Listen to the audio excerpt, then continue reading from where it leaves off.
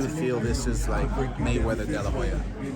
I believe it can do, people call me crazy when I said it can do 2 million homes. I believe it can break 2.4 million homes that me and Mayweather did. It's that big of a fight. Come to think of it, I believe Tank and Ryan, or maybe Tank was bigger than Mayweather when he fought me, with world titles, and he had popularity and Instagram followers and this and that. So we're in a different world. We're in a different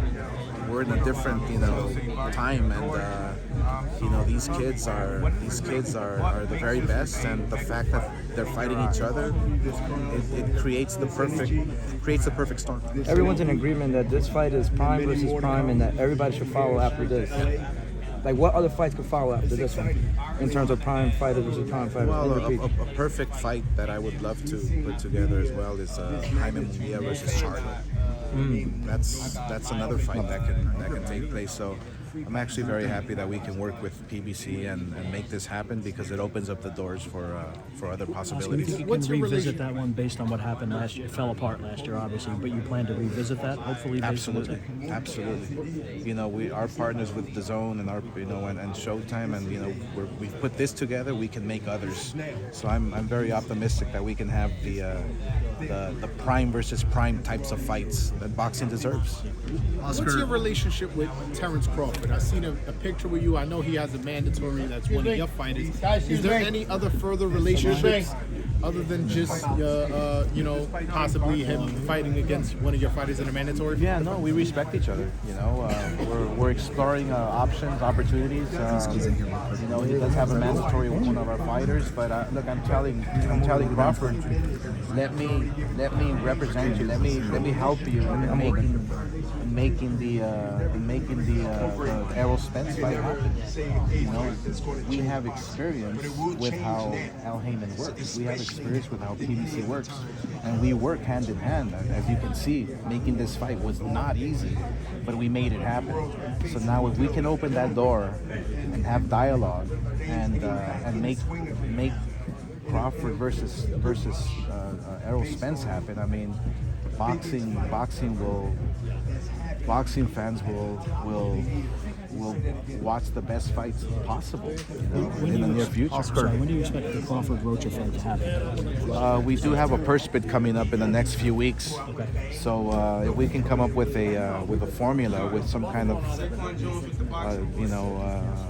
if we can come out with an agreement, then the fight's going to happen relatively soon. These guys want to fight each other really bad, so I can see this fight taking place in the next 3 months. So you want to make a deal? I'm sorry, you want to make a deal before you get to the purse bid, is what you're saying? Right? Well, it all depends on what Crawford is asking for. It all depends on what Rocha's going to cost, and we'll take it from there. Oscar, you keep on saying this is like a Mayweather Oscar De La Hoya fight that happened years ago. You keep on comparing it to that. What do you think is running through Ryan's emotions when he faced off Gervonta, finally getting this big fight? What do you think is running through his emotions at the moment? And what have you told him, today? I think it's excitement. Excitement. You just can't wait. This is exactly what he wanted. He's been wanting this for a very long time. So I think it's all excitement. It's all motivation. Fighting the very best.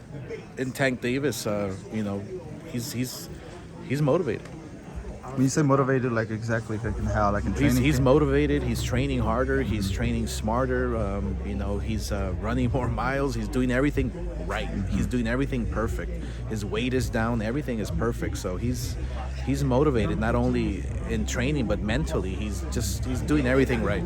Oscar, this is a fight that obviously a huge magnitude. Everybody's anticipated this fight. It's going to open more doors for other fighters to fight, during the prime, like, Bernard said, like in the 80s and 90s. A perfect example yourself. You always said it. I fought the best. You have to fight the best. You don't have to wait till after they're done with the prime. Sure. Yeah, is this going to open the door for this throughout the year, the next few years? Yeah, well, look, me and Bernard Hopkins are the perfect example of prime versus prime. When I fought, I loved fighting fighters in their prime. That's just who I was. So if we can make this fight happen, then it can open up the doors for the rest of the world, for the rest of the fighters to say, hey, wow, I mean, if these guys can come together, it's PBC, Golden Boy, Showtime, DAZN, then fight the very best? You know, this is a perfect commercial for that reason. Don't know if you said, but you said that this fight's gonna end in a knockout. It's gonna end. Yeah. You think it's gonna end in Oh, a it will. knockout or gonna go out 12? No, it's What gonna makes end you in so a sure knockout. about I have no clue who's gonna win by knockout, but it's gonna end by knockout. I think the power is too much up in that ring. There's two guys who just are very powerful, and they're explosive. So I'm sure, look, whoever lands the first punch is going to win the fight. Hey, Oscar, and in certain respects, you know, a lot of people are favoring Tank, but I guess in some respects, do you, I guess, hold Ryan to a different level? Meaning, like, do you respect him more for taking on such a fight like this, as opposed to like a soft touch to keep building up his record? Like, how much do you respect Ryan for taking this fight? Yeah, no, look, I respect Ryan for really being so adamant. You know, I remember they asked me like 3 years ago, you know, would you put Ryan against Tank? And I was like, no, I wouldn't. You know, Tank has all this experience and he's older, and you know, and Ryan Garcia's coming up and he's younger, but now he's ready. You know, he's ready for anybody, and so I have to respect both guys. I have to respect Tank and Ryan. They're literally fighting each other for supremacy. They're fighting each other to see who's not only the very best, but you know, but to show the world that, you know, there's nothing wrong with fighting a prime fighter, an undefeated fighter. You know, there's no reason with it. Look, somebody's always got to go, and there's nothing wrong with that. This is a fight that's been building up for a long time now. Was there anything specific or anything in your mind that kind of put it over the edge as far as now the fight is actually happening? The fight had a lot of obstacles in front of it, and you know, we just kept chipping away. That's basically it. A lot of patience. That's what it took. But more importantly, the fighters wanted to fight, and you know, we as promoters, we as networks have to listen to the fighters, and so I'm a huge advocate of young fighters fighting each other, undefeated fighting each other. That's what I did. So I was very adamant as well. You know, hey, let's make this fight. This fight is what saves boxing today, and here we are. And Oscar, you were a big lightweight, similar to Ryan's build. How would you fight Tank?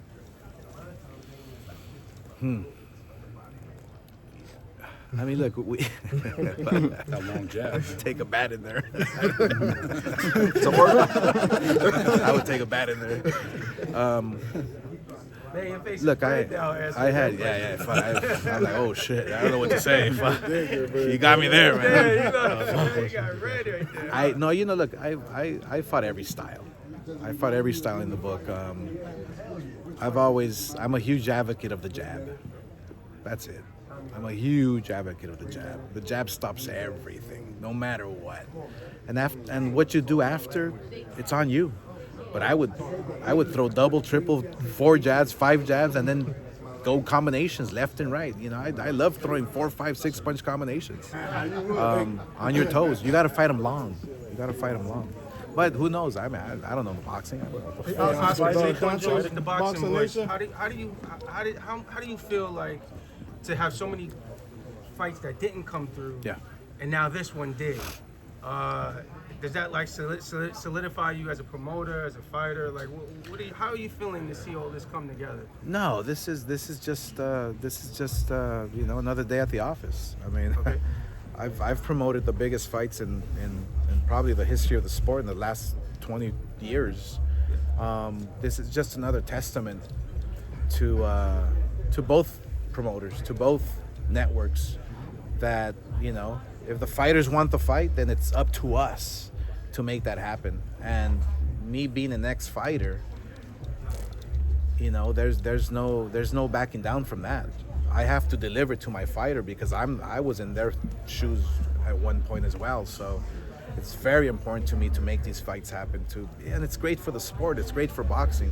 You have to really educate the fighters, today's fighters, that it's okay if you fight the very best and you lose. It doesn't matter. It matters how you lose, but there's no loser whatsoever, you know.